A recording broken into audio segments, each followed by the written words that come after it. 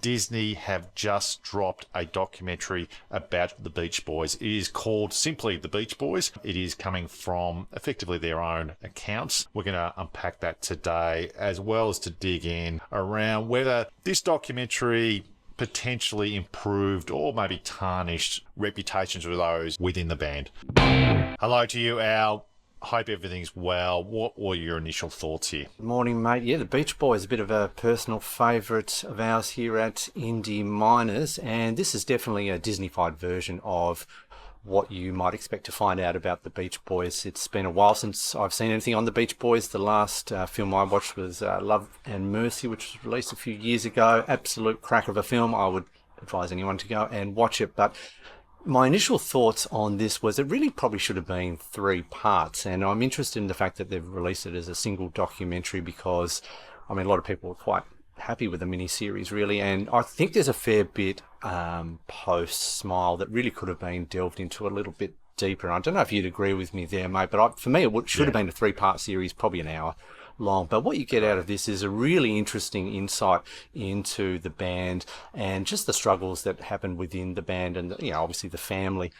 There's 3 brothers and, of course, our Jardine mixing together, and it didn't always work out well. Look, I thought that it was very well produced. There's been lots of documentaries done on the Beach Boys over time. You just go onto YouTube and you'll see plenty of them. But it is very well done. It sounds terrific in Atmos. But I tend to agree. So they got to know about 1968 with the Smile stuff when effectively Brian checked out. And you've only got half an hour left. So the story of the Beach Boys carries on from 1968 and is actually quite a bit interesting. And the story actually goes to probably around 1976. I think the ending, the payoff that they wanted to portray was people discovered the Beach Boys all of a sudden. So whether you're 8 or you're 80, you'll love the Beach Boys. And this is where they did this big comeback stadium tour in the mid-70s after they dropped a best of, and after they effectively sort of took another direction. So you had the Holland album, which was, I guess, their last attempt to be relevant as a contemporary act. So I thought that overall, there was a story. Whether it told a different story or whether I found out anything different to what I already knew, I didn't really see anything there. I don't know about you, Al. Did you sort of? Is there anything that really revealed itself that you thought was something you didn't know before?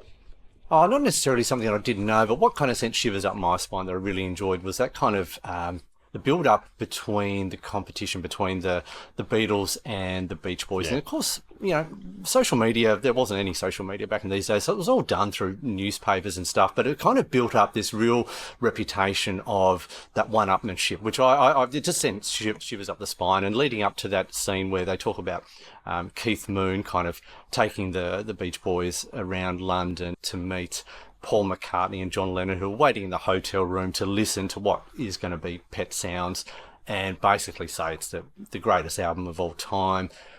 Raises the bar, of course, for the Beatles, who go on to release Sgt. Pepper's, which again puts that next level up. It just brings excitement to the fact that it was a real magical time in music. And even though it was kind of seen as this kind of, us against them, the winner is, of course, the consumer sitting at home listening to these amazing records. And another interesting point for me was that difference between the touring band and what Brian was doing at home, which is kind of mentioned in Love and Mercy, and it's actually done really quite well, actually, because they talk about, that leading up to Pet Sounds and the Wrecking Crew and just how much joy they got out of producing that album.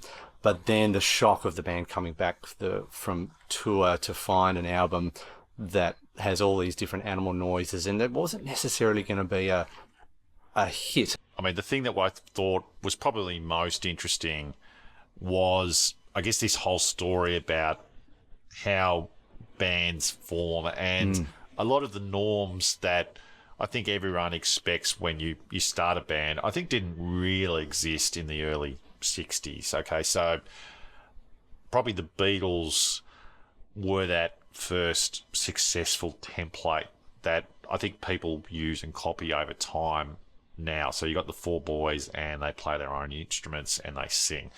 The Beach Boys did things a little bit like that, but you all of a sudden had Brian going off, doing his stuff, writing stuff, getting the Wrecking Crew to record the songs.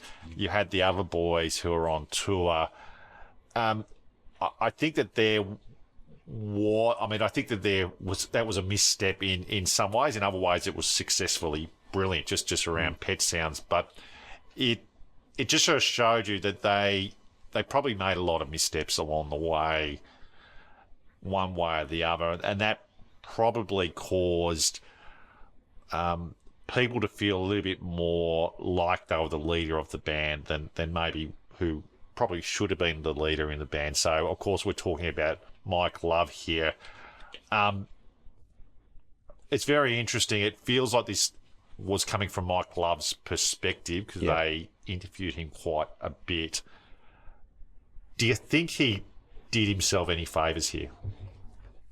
That's a really good question. I definitely would agree that it's very much from his kind of perspective. He would take the lion's share of the kind of interviews and conversations. And I don't know why Disney have kind of chosen this route. I mean, maybe it's the fact that he's kind of one of the last remaining members still touring who has that kind of influence over the band. But I learned a lot about Mike Love, and I really actually really like him. I kind of grew this kind of feeling about, actually, mate, you're a bit of a bloody arsehole, Brian's a genius behind the band, which was really quite well detailed throughout the documentary, and you're just after the hits and the money, mate. Like, it's just, did you get that kind of perception?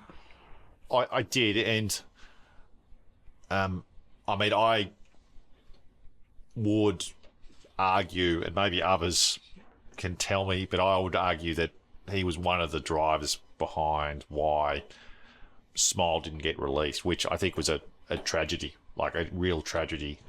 It would have been seemed to be one of the greatest albums of all time. I mean, I think listening to it now, when they released it 10 years ago or so, even listening to it, you think it's pretty much there as a work of art. But I think that the lack of support for Brian Wilson, he was going through stuff at the time. I think that was required to get Smile over the line, and I don't think he really didn't give a shit. It was all about him, and I think that even him hearing up about how he loves his cousin and all of that at the end, it almost felt that, he, in some ways, it felt like all about him still. Like, and I think this talk about the songwriting credits and all of those types of things, and how he didn't get those credits. Like, I feel as if he's missed the point. And yeah, I'm not a big fan of him at all, but I don't know if there's a lot of fans of him. I think he's always going to be probably cast as the villain in terms of the Beach Boys. Now, there's probably a lot of good things I think we can talk about him, but I just sort of, I don't think he's any good, to be quite honest. Murray Wilson is another one.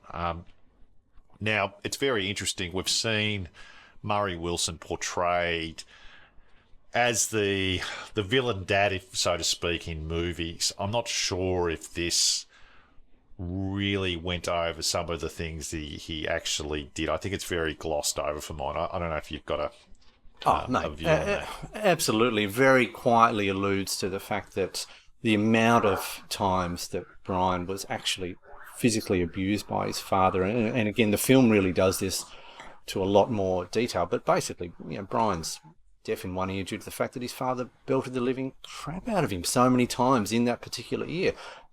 I mean, just ridiculous and extremely sad. And still, Brian, loved his dad, and all bloody Murray wants is another gold record up on there. And he basically feels that it's his leadership and his management that have got the Beach Boys to that place, and then that kind of they fire him.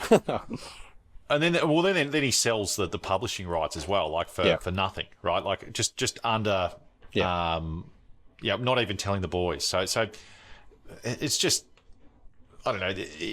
The story of the Beach Boys for me is just there's a lot of bad behaviour behind it. I think there's a lot of bad behaviour by a lot of different individuals. I'll include Brian Wilson in that, and the only reason I'm saying that is because I feel as if there was missteps along the way around his focus on the songwriting process. That admittedly was to get the songs as good as they could, but there was this sort of almost like a commercial arm and a creative arm of the band. They didn't sort of see eye to eye. I feel as if that a lot of people were doing a lot of really poor things, like poor David Marks, like this 16-year-old kid. Yeah, like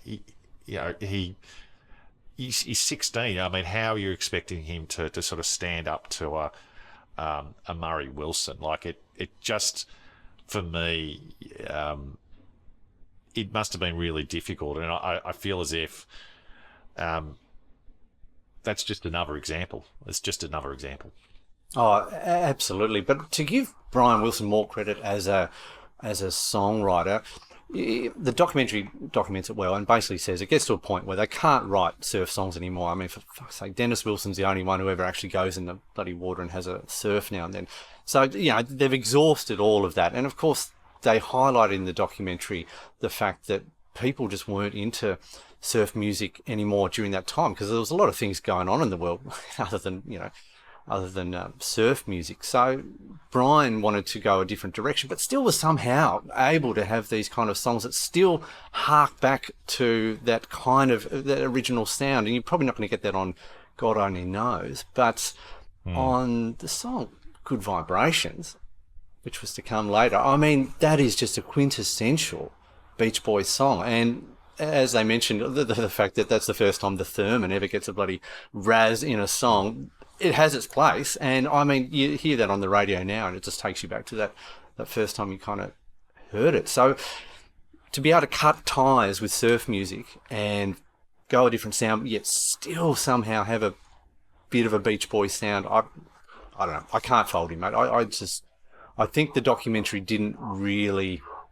delve deep into the last part leading up to the Beach Boys as they are now. And I really just think it should have been an extra hour worth of footage to really kind of finish the Beach Boys story. I totally agree. I totally agree. I think that there's a lot of things that happened beyond the timeline that they were really talking to. So it was really 1976 that it kind of all stopped. But you, of course, had Dennis Wilson and his troubles leading to his drowning in 1983. You had Brian Wilson's continued battles with his mental health, and then they're suing the heck out of one another. So, I feel as if there is a lot that could have been told. Maybe that's sort of the Disney approach to really sort of gloss over things. But I think overall, I think it's definitely worth a watch. It's been presented, as I said, really well. It sounds terrific. So I think those things alone mean that it's worth your 2 hours to watch. Now, we'll obviously see if people feel the same way as to where they really would have benefited from a second or third part. So let us know in the comments. But that is our review of the Beach Boys documentary.